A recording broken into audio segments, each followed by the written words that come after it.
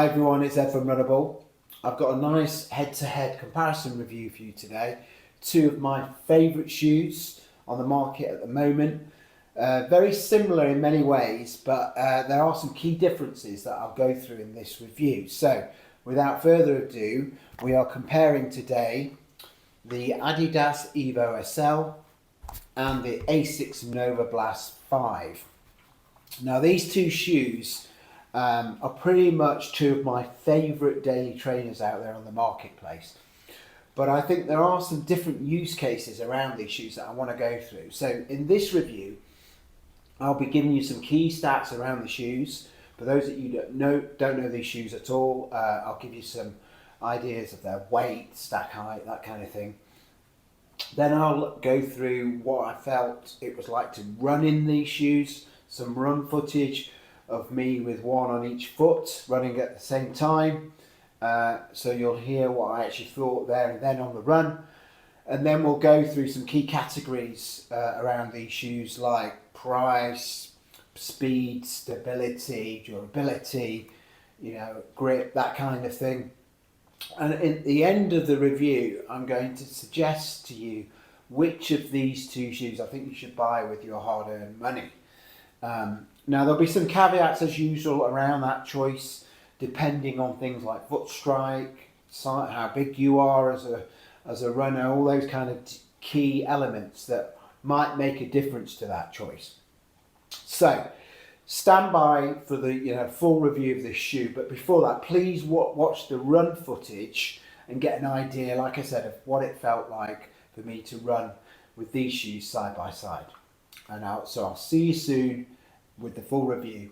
Bye bye. Hi everyone, it's Ed from Runnable. Down my local park again. I'm going to do another shoe head to head, again with the Adidas Evo SL, and this time I'm going to be comparing it to one of the best loved shoes from last year by lots of different people. Lots of people thought this was their shoe of the year. I don't really blame them. For me, the Cielo X1 just picked it, but it was a close call. And this shoe is, shoddy camera work there, Novablast 5 versus the Adidas Evo SL. So it should be a good head-to-head. Quite different shoes actually. Step and feel is very different between the two. Novablast feels a lot flatter, a lot more normal and less rockered than the Evo SL, which feels still nice to walk in, but you can definitely feel that pronounced rocker. But anyway, the best thing I can do now is actually run in them and tell you what it feels like, and the main differences when I'm actually running. Apologise for my voice today if it sounds different. I've got a bit of a cold. I'm taking it easy, so not doing any major workouts at the moment, but enjoying reasonably nice weather that we have. I'll see you in a bit. Bye bye.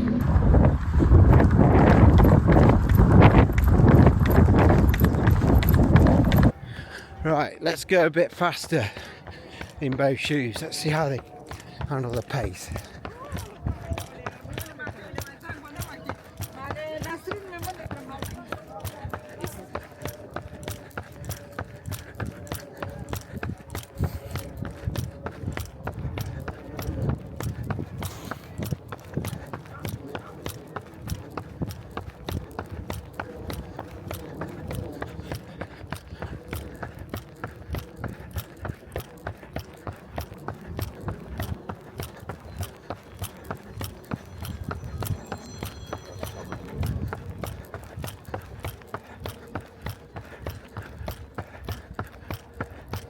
Okay, well, that's an easy one.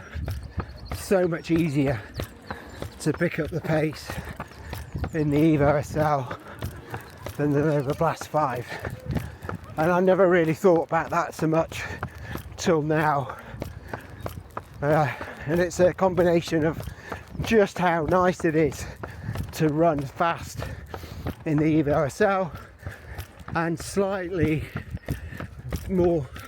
to do with, the Novablast 5 isn't really meant for running fast. Yes, you can do it, but it seems more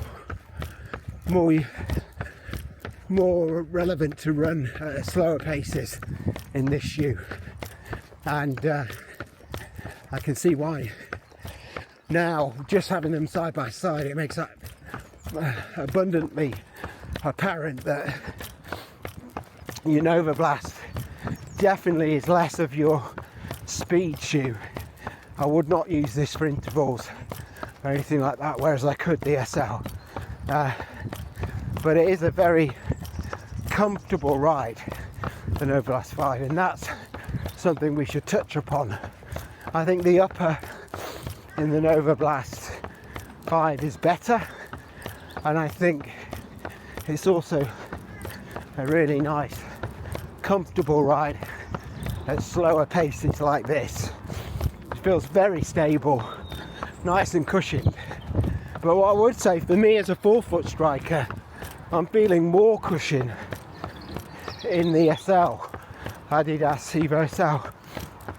I'm feeling more cushion under my forefoot than with the Novablast, and that is more to do with the drop than anything. I know with the Novablast you've got an 8mm drop, but with the Evo SL it's more like 6.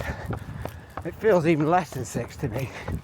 It feels like a huge wedge under your forefoot, which is why I like it so much, to be honest.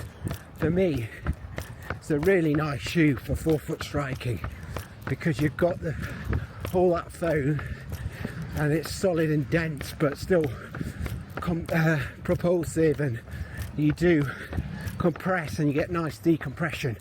You've got all that foam and you've got this amazing rocker which starts at 60% of the length of the shoe, so it starts early, as opposed to the less pronounced rocker on the Novablast, which starts later, which means my toes, my feet are having to do more work in this shoe, and it's probably slightly softer foam as well in the Novablast, so that will mean my feet will be doing slightly more work as well.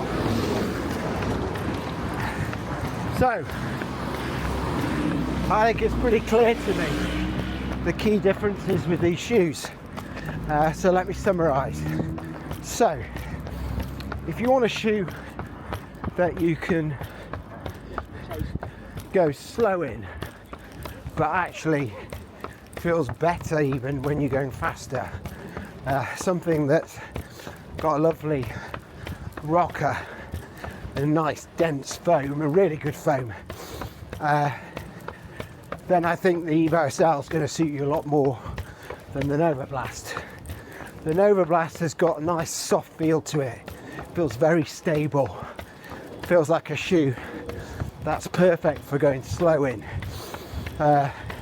You can pick up the pace in it, but it's not great for that. It's much better at the slower pace. It's just plodding along. If you've got any toe mobility issues, then the Evo SL is going to be your better bet. I think it's a bit more solid, more rockered, and your feet are doing less work in this shoe. Whereas with the Novablast, I can feel my feet having to propel me forward, my toes in particular, having to propel me forward more than in the SL.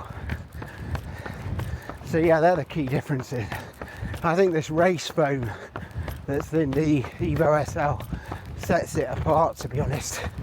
And given that this Novablast was my second choice shoe of last year, says something of how much I rate this shoe now. So that's my summary. Hope you find that useful. I'll be back with a full review soon. See you later. Bye.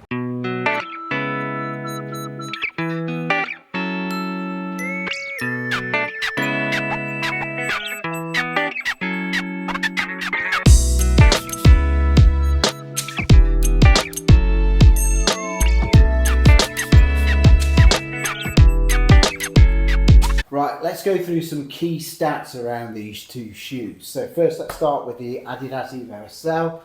So in my UK size 9.5, I went up half a size in this shoe. I think I might have got away with true to size, mainly because it's got quite a wide toe box area, decent volume. Generally with Adidas shoes, I go up half a size, but I think with this one, I could have got away with true to size. So my recommendation to you is just go and try them on and then figure that out for yourselves. Half a size more isn't such a big deal for me, but I think the majority of you that have got narrower feet than I have, you might be better off going true to size. Now, so in my UK size 9.5, this weighs in at a very competitive 234 grams. So it's one of the lightest daily trainers out there on the market, and you really do feel that when you run in this shoe. So when we go to talk about some of the other categories and what it felt like to run in this shoe, we'll go through that in more detail. So with the Novablast, we have a stack height of 41 millimeters in the heel, 33 millimeters in the forefoot, giving 8 millimeters drop. It has a weight in my UK size 9 of 264 grams, so that's 30 more than you've got in the Adidas shoe, so it's a bit heavier. You do notice that a bit actually when you run side by side in them, but it's not huge, so I wouldn't really make weight a deciding factor here, but it is noticeable. If you really like light shoes, then you might consider that a factor, but for me it's not an issue. What is more of an issue is the 8 millimeter drop, which means although in theory it's got as much, if not slightly more foam in the forefoot, it felt like it had less foam in the forefoot, partly because it's softer and partly because the distribution of the foam is different. Oh, they dropped it. Distribution of this foam is different. You've got obviously less of a drop here, so it just kind of feels like you've got more cushioning in the forefoot when you maybe don't. So for me, I feel like the stack height and the drop is not so good for me as a forefoot striker. So you guys that are heel strikers, you might prefer that, but for people who like midfoot or forefoot, you might prefer the lower drop that you get in the Adidas Evo SL. Just bear in mind, with a lower drop often comes more pressure on your calves. So people with calf issues, that might tempt you the way of the Novablast 5.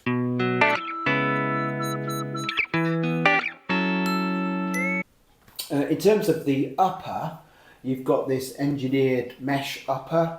It's kind of quite soft, not that scratchy, really nice in terms it conforms to your foot shape really well. For me, with a wide foot, I've got just about enough width and volume. So those of you like me with wide feet, you should be fine in this shoe. I think generally the upper is nice and airy. It feels super light. I have two issues with the upper though. It's not perfect. One is the rubbish laces, they're really thin. The type of laces that always gets, you get knots everywhere in them. You have to untie them. And also, because they're super thin, when you tighten them across the top of the tongue, which isn't gusseted, another issue, I'll talk about that in a minute.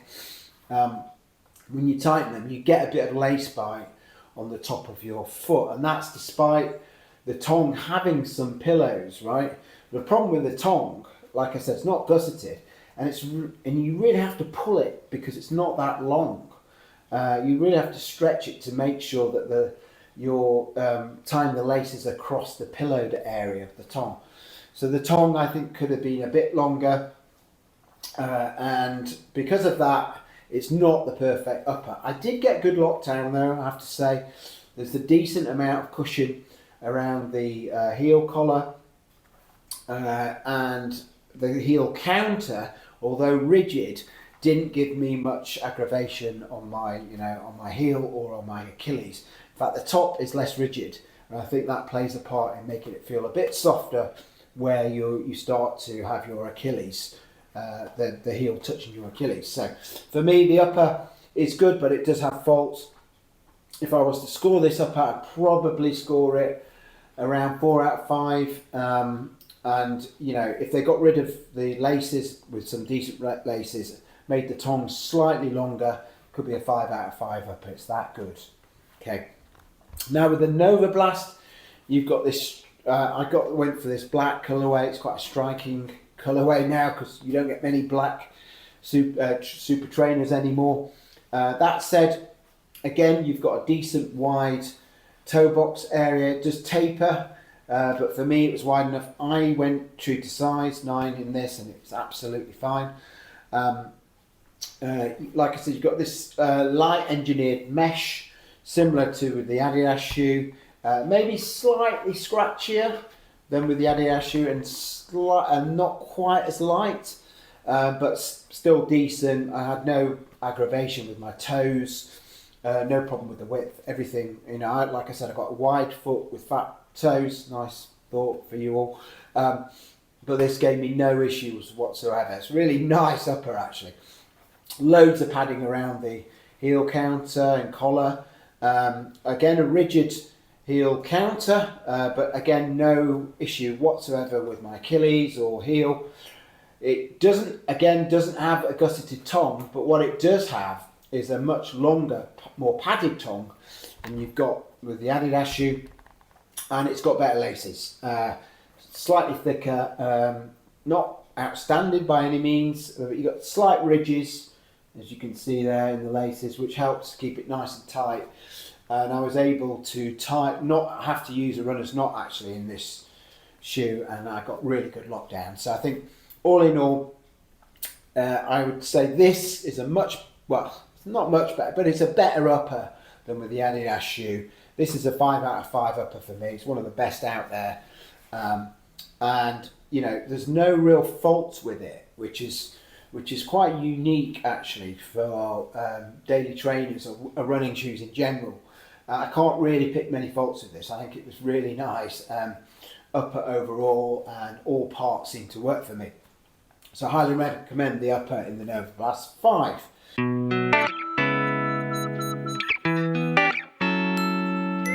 Right, now let's talk about outsole, because there's some key differences between these two shoes. So with the Adidas shoe, you've got Continental rubber. It's very thin, but it's actually very grippy. You've got all the key areas covered here. So you've got a big slab of Continental rubber in the forefoot, and you've got these two patches on the heel.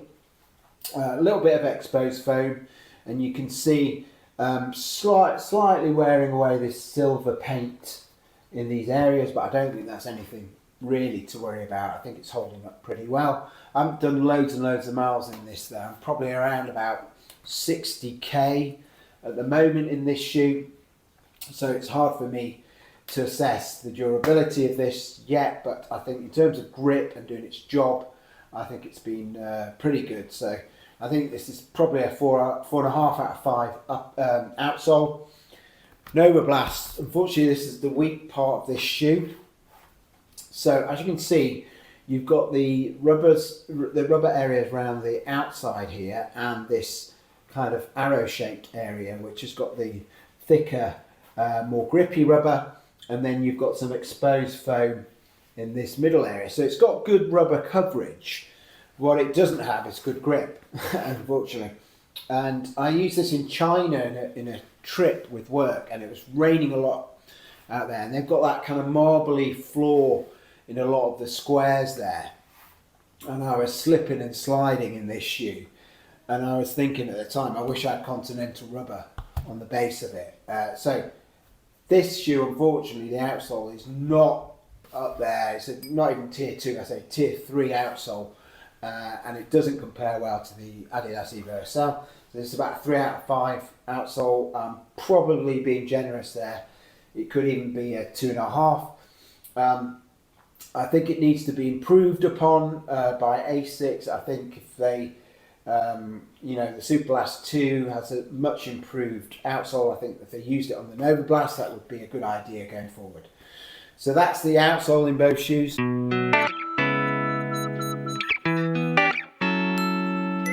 Now the midsole, again, very different. You've got in the Adidas Evo SL, you've got a big slab of Lightstrike Pro. This is the same Lightstrike Pro that was in the Prime X, and also that was in the Pro 3, not Pro 4. So it's not that new TPE compound that you got in the Pro 4, not the super soft stuff. It's a bit firmer, a bit denser, but lovely to run in. You have got a shank, a midfoot shank plate here, nylon plate. It goes about along this area here, so it's not full length. It just adds to a bit of stability in that midfoot area of the foam. It's a fantastic foam. For those of you that know and love the Prime X or the Pro 3, you'll know what I mean. We obviously haven't got the rods in this shoe, but it doesn't need them. The foam is really nice. You get this, it's like I said, it's dense, but you get this nice compression, decompression. I feel like it's got so much cushioning under the forefoot for me. It feels so lovely to land here. And that's one of the key differences. We'll talk about the Novablast in a minute. But for me, the geometry of this shoe really works. It's got a really nice early stage rocker. I mean, they used the Evo racing shoe to influence this shoe, and it's taken some parts of that shoe and made it more for a daily trainer. And one of the areas that they kept is the 60% rocker, because they realised that it's, for some runners like me, it means a very efficient way of running, because as soon as I hit that point where the rocker is, it just rolls me forward. I don't have to use too much toe strength. I don't have to ride too much on toe spring. It just kind of rolls me forward. With the denseness of this foam, that helps as well with the roll. All in all, fantastic midsole. I can't really fault it, actually. For a daily trainer, to have all this race foam, to have this great geometry, but to have it in a comfortable trainer that's going to last a while, means huge amounts for us runners, right? To have something like this at our disposal for those daily miles. So I would say, for me, I would vote this midsole 5 out of 5. Really love it. Can't really fault it. And there you are, full marks. Novablast now. Another great midsole. You can see the rocker. Look at the difference in the rocker here, yeah? Yeah? You can see how much earlier the rocker is here. So for me, this relies more on the kind of softness of the foam, the kind of little bounce you get from this softer foam. This FF Blast foam is really nice, soft and bouncy, without being too dense. It doesn't feel dense. It feels a little bit more hollowy to me. So again, with the FF Blast turbo foam that we've got in the Superblast, that feels a little hollow even. This as well has that tint of being a bit hollow when you're running it, but it's nice and soft, so you get a nice cushioned ride with this. It doesn't rely on the rocker, it relies on you to have a little bit of foot mobility, a bit of foot strength. So for some people that'll be fine. For me at the moment, actually, I've got a bit of a problem on my left foot, and so one of my toes, and I do notice it now in this shoe where I didn't before, whereas I didn't notice it with the Adidas shoe. So those of you if you have foot mobility, toe mobility issues, then you might find again the Adidas shoe works better for you because of that rock and the slightly firmer foam. With this one, you sink a little bit more into the foam, and you use your toes to toe off a little bit more and rely less on that roll through from the rocker. So, but still a great midsole. I can't really fault it either, but it's not quite up there with the Adidas shoe. For me, the Lightstrike Pro beats the FF Blast every day of the week. So 4.5 out of 5 for me for the midsole.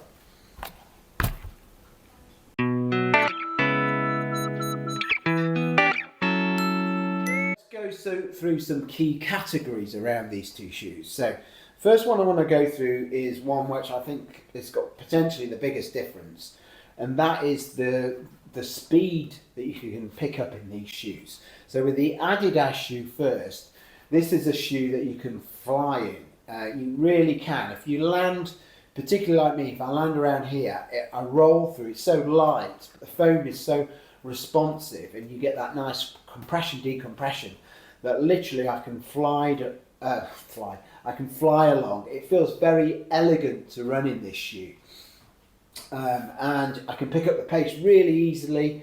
It's one of those shoes that you know, when you've got a shoe where you have to stop because you're going around a tight corner and then you have to accelerate again. This shoe is really good for actually acceleration, picking up the pace.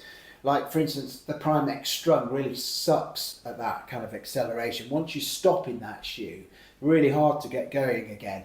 But with this shoe, as soon as you stop, you can pick up the pace really well. And I think it's just a really well designed, elegant shoe to pick up the pace in. But compared to the Adidas shoe, the Novablast seems a bit pedestrian in that respect. Yes, you can pick up the pace in this, but I wouldn't be doing intervals in this shoe, whereas I definitely could in this shoe. You can do your tempo runs in this shoe, but I think, again, the Adidas shoe would be better for those quicker runs. I think this sweet spot is more for those slower, like almost like plodding kind of runs where you set out in your mind just to preserve your legs but to do your mileage. That's where this kind of is perfect. You could use this as a recovery run shoe. You could basically take both of them on long mileage runs and they would protect you really well. But in terms of speed, which is what this category is about, it lags way, I think, way behind the Adidas shoe. And actually wearing them together made me realise what a difference they have in that respect. So in terms of speed, this for a daily trainer is right up there, 5 out of 5. This one I think is more like a 3.5, 4 out of 5. Yes, you can pick up the speed in this, but it's not, I don't think that's what it's there for. It's more for those comfortable, leisurely kind of runs where you're not looking to really pick up the pace. You can do strides in this, it's fine for that kind of thing. Just don't expect the same kind of acceleration that you get with the Adidas Evo SL. So that's speed.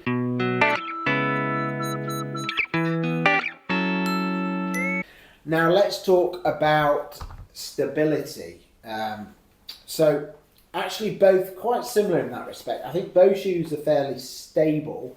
Both have got decent heel sizes, but definitely the Asics has got a wider heel, as you can see there. So for you heel strikers, I think this is going to feel more stable. I think in general it's got a wider base. Let me show you. Yeah, it's definitely got a wider base. I think it's got deeper sidewalls as well. You can see them here all along. It's got decent sidewalls. It keeps your foot channeled in, locked in, so you get less of that medial lateral movement. So stability wise, I think the Novablast slightly wins out over the Adidas shoe.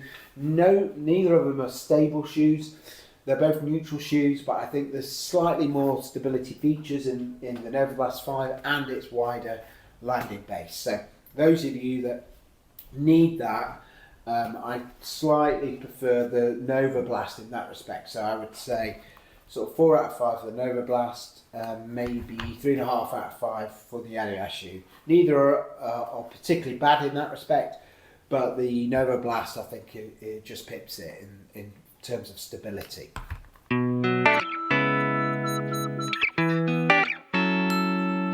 Okay, now if we talk about durability, this is quite a difficult one for me to answer because I haven't run enough miles in the Adidas shoe.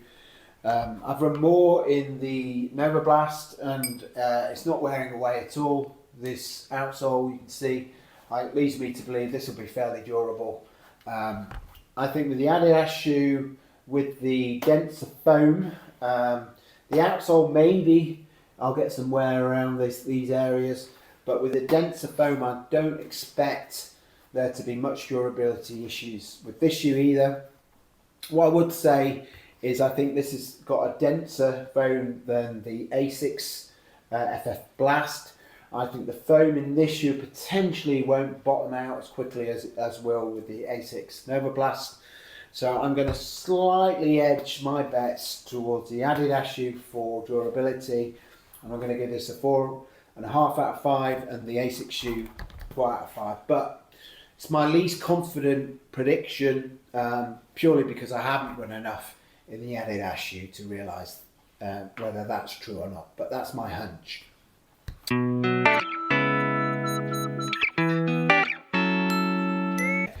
Next category is price. Both very similar price. I paid 134 for this. I paid 135 for that. For the Novablast, you know, almost identical prices. You know, they're both really good prices for what you're getting here. What I would say is you're getting racing foam in this shoe. You're getting more of a daily trainer type foam that Asics supply, the FF Blast, not the FF Blast Turbo. So I think in that respect, I think you're getting better value for money. The Adidas shoe, I'm not really sure how they managed to get this shoe at £130, but they've done an amazing job doing that for us. So I'm going to give the price 5 out of 5 for the Adidas shoe, 4.5 out of 5 for the Novablast 5, and it's only failing in comparison to this shoe, which is an absolute bargain.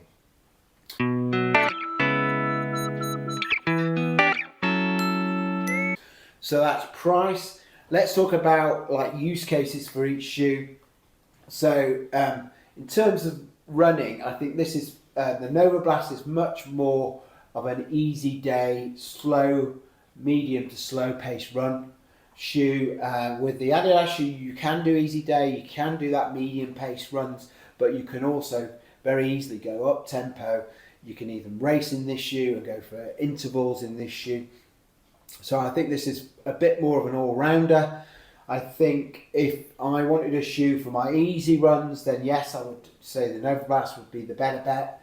But if I wanted a shoe that could do the easy runs, but could also do the other end of the spectrum, which is you know, race, actual race in the shoe, it's definitely the Adidas for me. So in terms of running in these shoes in general and the versatility of the shoes, I think it goes to the Adidas, which is one of the most versatile running shoes out there in the market.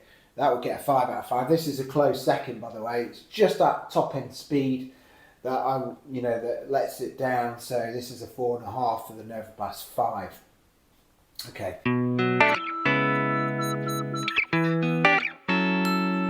Finally, let's talk about which of these shoes I would recommend you buy. So it's a really hard review, this, because I absolutely love this shoe. It came second in my shoes of 2024. Absolutely loved running in this shoe in China.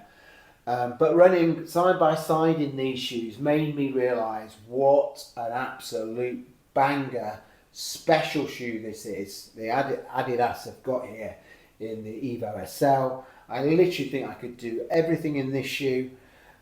It's a wonderful shoe, and it's going to take some beating for shoe of the year for 2025. This shoe really is.